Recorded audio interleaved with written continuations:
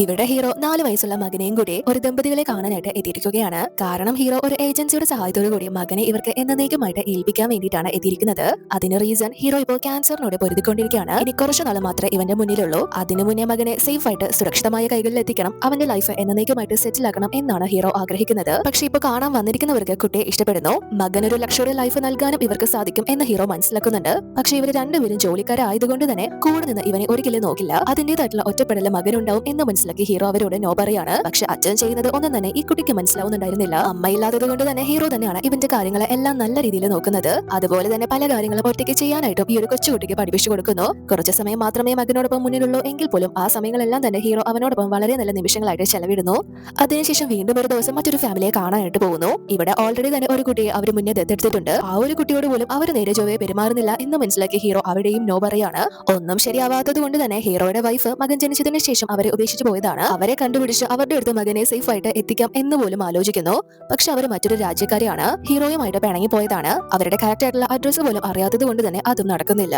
അതിനുശേഷം വീണ്ടും ഒരു ഫാമിലിയെ കാണാനായിട്ട് പോകുന്നു. ഇവിടെ ഒരു സിംഗിൾ ലേഡി മാത്രമാണ് ഉള്ളത്. അവര് ഹീറോയുടെ മകനെ നല്ലതുപോലെ തന്നെയാണ് നോക്കുന്നത്. ഒരു കുട്ടി അവർക്ക് എന്തുമാത്രം ആവശ്യമാണ് എന്നുള്ള കാര്യങ്ങളൊക്കെ ഹീറോ നല്ലതുപോലെ മനസ്സിലാക്കുന്നുണ്ട്. അവര് ഹസ്ബൻഡായിട്ട് ഡിവോഴ്സ്ഡ് ആണ്. തന്റെ മകനെ നല്ലതുപോലെ നോക്കും, എല്ലാ കാര്യങ്ങളും പെർഫെക്റ്റ് ആയിട്ട് ചെയ്യും എന്ന് തോന്നുന്നുണ്ടെങ്കിലും ആ ഒരു ലേഡി ഫിനാൻഷ്യലി കുറച്ച് ബുദ്ധിമുട്ടുകൾ നേരിടുന്ന വ്യക്തിയാണ് എന്ന് ഹീറോ മനസ്സിലാക്കാണ്. അതുകൊണ്ട് തന്നെ തന്റെ മകനും നാളെ ഇവർക്ക് ഒരു ബാധ്യത ആവോ എന്ന് വിചാരിച്ച് അവരോടും നോ പറയുന്നു. പക്ഷെ അതിനുശേഷം ഇവന്റെ കണ്ടീഷൻ വളരെ മോശമായിക്കൊണ്ടിരിക്കുകയാണ്. സ്വന്തം കാര്യങ്ങൾ പോലും നേരെ ചൊവ്വേ ചെയ്യാനാവുന്നില്ല. ആ ഒരു കാര്യങ്ങളൊക്കെ തന്നെ മകനും മനസ്സിലാക്കാനായിട്ട് തുടങ്ങുന്നു. അത് മാത്രമല്ല ഒരുപാട് ഫാമിലി ഇങ്ങനെ പോയി കാണുന്നത് കൊണ്ട് തന്നെ കുട്ടിയും ലാസ്റ്റ് അഡോപ്ഷൻ എന്താണ് എന്ന കാര്യങ്ങളൊക്കെ അച്ഛനോട് തന്നെ ചോദിക്കുകയാണ്. ഹീറോയും ഇവന്റെ അടുത്ത് നിന്ന് ആദ്യം അതൊക്കെ മറക്കുന്നുണ്ടെങ്കിലും ഇത് പോകെ പോകെ എല്ലാ കാര്യങ്ങളും ഇവന് മനസ്സിലാവുന്ന തരത്തിൽ ഇവനോട് പറഞ്ഞു കൊടുക്കുന്നു. ആദ്യം കുട്ടിക്ക് അതൊന്നും ഉൾക്കൊള്ളാൻ ആവുന്നില്ല എങ്കിൽ പോലും അവന് അച്ഛന്റെ അവസ്ഥ നന്നായിട്ട് മനസ്സിലാവുന്നുണ്ട്. സോ ഹീറോ ഒരുപാട് മരണത്തിലേക്ക് അടുത്തോണ്ടിരിക്കുകയാണ്. ഉള്ള ജോലി പോലും നേരെ ചൊവ്വേ ചെയ്യാനാവുന്നില്ല. അതുകൊണ്ട് തന്നെ കാറൊക്കെ വിറ്റ് മകന്റെ പേർക്ക് സേഫ് ആയിട്ട് ആ ഒരു പൈസ സേവ് ചെയ്യുന്നു. അതിനുശേഷം വീണ്ടും പല ഫാമിലീസിനെയും കാണാനായിട്ട് പോകുന്നു. അതിലൊരു ഫാമിലി ആണെങ്കിൽ അവർക്ക് ഒരു കുട്ടി ജനിക്കാൻ പോകുന്നതിന് മുന്നേ ഒരു കുട്ടിയെ ദത്തെടുത്ത് പരീക്ഷണം നടത്തി നോക്കണം എന്ന രീതിയിലാണ് ഇവനെ ദത്തെടുക്കാൻ ശ്രമിക്കുന്നത്. അവരുടെ പെരുമാറ്റം കാണുമ്പോൾ തന്നെ തന്റെ മകനെ ഒരിക്കലും അവരുടെ കുട്ടിയെ പോലെ വളർത്തില്ല എന്ന കാര്യം ഹീറോ മനസ്സിലാക്കാണ്. അതുകൊണ്ട് തന്നെ ഹീറോ അവരുടെ മകനെ ഏൽപ്പിക്കുന്നില്ല.